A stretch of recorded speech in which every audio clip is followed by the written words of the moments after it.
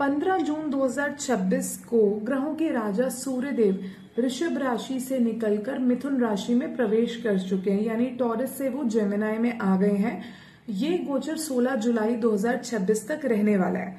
ज्योतिष में सूर्य को केवल एक ग्रह नहीं बल्कि हमारी आत्मा, कॉन्फिडेंस, लीडरशिप, सम्मान, पिता, गवर्नमेंट अथॉरिटी और लाइफ एनर्जी का कारक माना जाता है। जब भी सूर्य अपनी राशि बदलते हैं तो उनकी एनर्जी हमारी लाइफ के अलग अलग क्षेत्रों पर यानी अलग अलग पाथ्स पर अलग अलग तरीके से प्रभाव डालती है।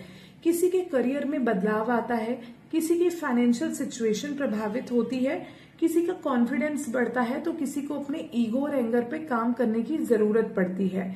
तो चलिए जानते हैं कि सूर्य के मिथुन राशि में प्रवेश करने से आपकी राशि पर क्या प्रभाव पड़ने वाला है। लेकिन एक बात याद रखिए कि ये चंद्र राशि पर आधारित एक सामान्य यानी जनरल प्रिडिक्शन है।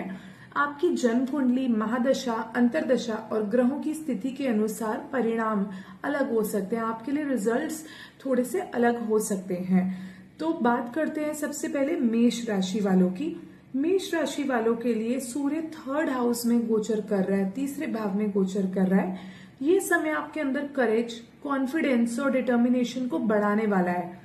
अगर आप काफी समय से कोई काम शुरू करना चाहते थे लेकिन डर या हेजिटेशन की वजह से पीछे हट रहे थे, तो अब आपके अंदर वह हिम्मत आ जाएगी कि आप अपनी बात खुलकर रख सकेंगे। जॉब करने वालों के लिए भी नए प्रोजेक्ट और रिस्पॉन्सिबिलिटीज आती दिख रही हैं। वहीं बिजनेस में अगर आप हो तो मार्केटिंग, कम्युनिकेशन और नेटवर्किंग से आपको फायदा होगा। आपकी कम्युनिकेशन स्किल्स तो बेटर होंगी ही, साथ ही लोग आपकी बातों को भी ध्यान से सुनेंगे। वहीं भाई बहनों के साथ भी आपके रिलेशनशिप्स बेटर होंगे। लेकिन किसी भी बात को ईगो का इशू मत बनाना। आप लोगों के लिए एडवाइस ये है कि मेहनत करते रहें, क्योंकि इस समय आपकी कोशिश का अच्छा रिजल्ट मिलने का योग बन रहा है। तो चलिए अब बात करते हैं ऋषभ राशि वालों के लिए यानी टॉरस वालों के लिए। ऋषभ राशि वालों के लिए सूर्य दूसरे भाव से गोचर करेंगे। दूसरा भाव जो कि धन को रिप्रेजेंट करता है, फैमिली को रिप्रेजेंट करता है, स्पीच और फूड हैबिट से जुड़ा होता है। इस दौरान पैसे आएंगे भी और खर्च भी होंगे, लेकिन आपको अननेसेसरी शॉपिंग और एक्स्ट्रा एक्सपेंसेस पर कंट्रोल रखना जरूरी रहेगा। आपकी वाणी थोड़ी कठोर हो सकती है, जिसकी वजह से फैमिली मेंबर्स के साथ मिसअंडरस्टैंडिंग हो सकती है। तो आपको इस बात का ध्यान रखना है। बोलने से पहले थोड़ा सोचें, उसके बाद अपनी बात रखें, उसके बाद बोलें। हेल्थ के मामले में खान पान का आपको ध्यान रखना है, ज्यादा ऑयली और अनहेल्दी फूड से बचना है। आपके लिए एडवाइस ये है कि पैसे और शब्द दोनों का आपको संभाल कर इस्तेमाल करना है। तो चलिए अब बात करते हैं मिथुन राशि वालों की यानी जेमिनाई वालों की। मिथुन राशि वालों के लिए ये बहुत इंपॉर्टेंट ट्रांजिट है, क्योंकि सूर्य आपकी ही राशि में यानी प्रथम भाव में प्रवेश कर रहा है। आपकी पर्सनैलिटी में एक अलग ग्लो दिखाई देगा, कॉन्फिडेंस बढ़ेगा, लोग आपकी प्रेजेंस को नोटिस करेंगे और आपकी लीडरशिप क्वालिटी सामने आएगी। करियर में नए अवसर मिल सकते हैं। जो लोग इंटरव्यू या पब्लिक डीलिंग से जुड़े हुए हैं उन्हें फायदा मिल सकता है। लेकिन सूर्य की तेज ऊर्जा यानी इतनी जो तेज उसकी एनर्जी है, कभी कभी आपके अंदर गुस्सा और अहंकार बढ़ा सकती है। इसलिए कॉन्फिडेंस और ईगो के बीच का बैलेंस बनाए रखना बहुत जरूरी है। आप लोगों के लिए एडवाइस ये है कि अपने कॉन्फिडेंस को अपनी स्ट्रेंथ बनाना है और ईगो को अपनी कमजोरी नहीं बनने देना है। इसलिए इन दोनों चीजों पर आपको वर्क करना है। तो चलिए अब बात करते हैं कर्क राशि की यानी कैंसर की। कर्क राशि वालों के लिए सूर्य 12वें भाव में यानी 12th हाउस में गोचर करेंगे। ये समय आपके एक्सपेंसेस बढ़ सकते हैं, अचानक खर्चे आ सकते हैं, हॉस्पिटल पे या ट्रेवल पे एक्सपेंस हो सकता है।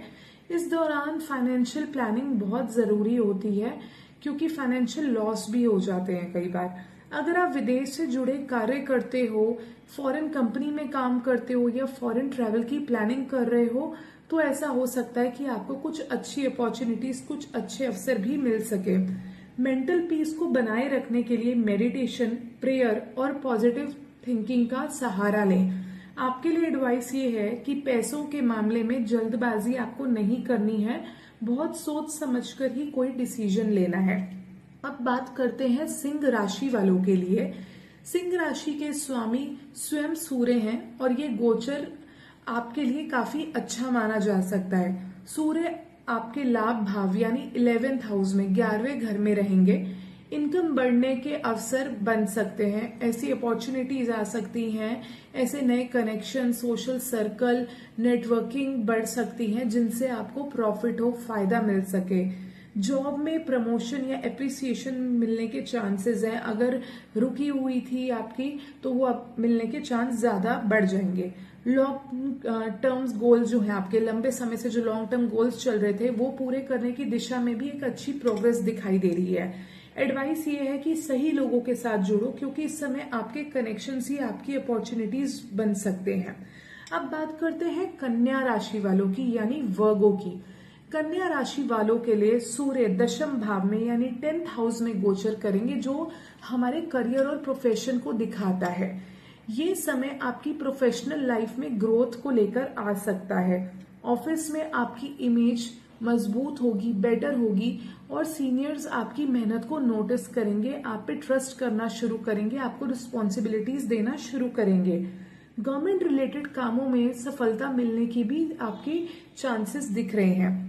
बिजनेस वालों के लिए नई रिस्पॉन्सिबिलिटीज और एक्सपेंशन के मौके मिल सकते हैं। आप लेकिन वर्क प्रेशर का ध्यान रखें, क्योंकि जब आप पे काम बढ़ेगा तो साथ ही वर्क प्रेशर भी बढ़ेगा। आपके लिए एडवाइस है कि डिसिप्लिन और पेशेंस के साथ काम करें, तो आप इस समय बहुत अच्छा काम कर सकते हैं अपने ऑफिस में।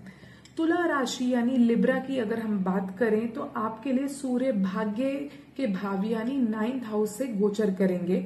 ये समय लक और अपॉर्चुनिटीज लेकर आपके लिए आ सकता है। अगर कोई काम लंबे समय से रुका हुआ था तो उसमें धीरे धीरे प्रोग्रेस दिखाई देगी आपको। अगर बहुत सारी चीजें आपकी रुक गई थी अचानक, उनमें से कुछ कुछ करके चीजें बढ़ने लगेंगी। धार्मिक कार्य, पूजा पाठ, स्पिरिचुअल एक्टिविटीज में आपका इंटरेस्ट बढ़ेगा। लॉन्ग डिस्टेंस ट्रेवल के भी योग बन रहे हैं। स्टूडेंट्स के लिए अगर हायर स्टडी आप सोच रहे हैं तो एक अच्छा टाइम है, एक अच्छा अवसर आ सकता है। आपके लिए एडवाइस ये है कि अपने ज्ञान और अनुभव को यानी अपने एक्सपीरियंस को बढ़ाने पर ध्यान दो। अब बात करते हैं वृश्चिक राशि वालों की यानी स्कॉर्पियो वालों की। आपके लिए सूर्य अष्टम भाव में गोचर करेंगे यानी कि 8th हाउस में। ये समय आपको थोड़ा सावधानी से चलने का संकेत देता है। करियर में अचानक चेंजेस आ सकते हैं। साथ ही ऑफिस की पॉलिटिक्स से बचने की आपको कोशिश करनी होगी। किसी पर आंख बंद करके विश्वास नहीं करना है। सारी बातें ऐसे ही नहीं बता देनी है, अपने सीक्रेट रिवील नहीं करने हैं हर किसी को। हेल्थ के मामले में भी आपको ध्यान रखना पड़ेगा। हालांकि ये समय रिसर्च, स्पिरिचुअलिटी और हिडन नॉलेज सीखने के लिए भी अच्छा माना गया है आपके लिए। आपके लिए एडवाइस ये है कि थोड़ा धैर्य रखो, पेशेंस रखो और हर डिसीजन सोच समझ के लो। अपने सीक्रेट्स, जैसे मैंने पहले भी कहा, ऐसे ही सबको रिवील नहीं करने हैं। सब पे एकदम आंख बंद करके विश्वास नहीं करना है। अब बात करते हैं धनु राशि यानी सेजिटेरियस वालों की। आपके लिए सूर्य सप्तम भाव में गोचर करेंगे यानी 7th हाउस। तो आपको बिजनेस पार्टनरशिप में लाभ मिलने के योग्य हैं। जो लोग अपना बिजनेस बढ़ाना चाहते हैं उन्हें नए क्लाइंट्स या पार्टनरशिप मिल सकती है। मैरिड लाइफ में भी आपसी अंडरस्टैंडिंग बढ़ेगी।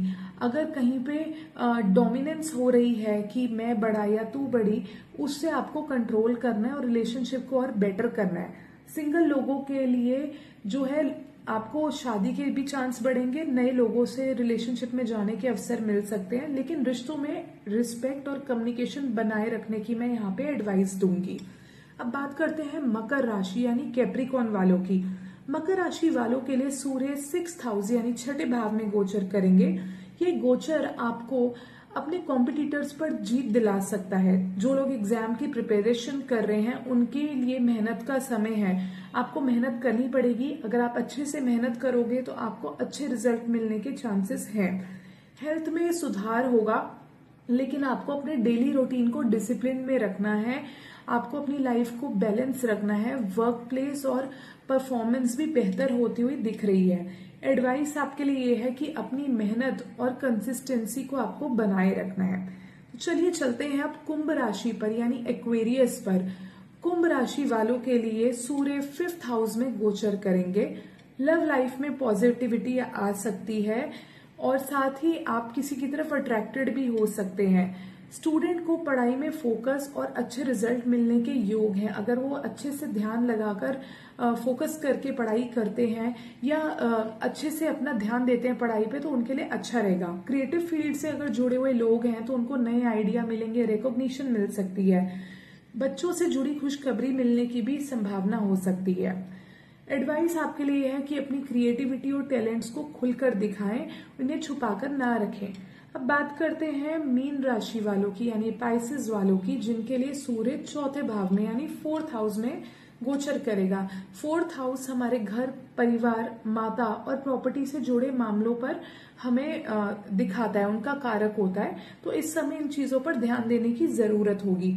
माता के स्वास्थ्य पर आपको विशेष ध्यान देना है। प्रॉपर्टी या व्हीकल से जुड़े मामलों में भी जल्दबाजी में कोई फैसला नहीं लेना है। जो घर का एनवायरनमेंट है, कोशिश करें उसमें शांति बनाए रखें।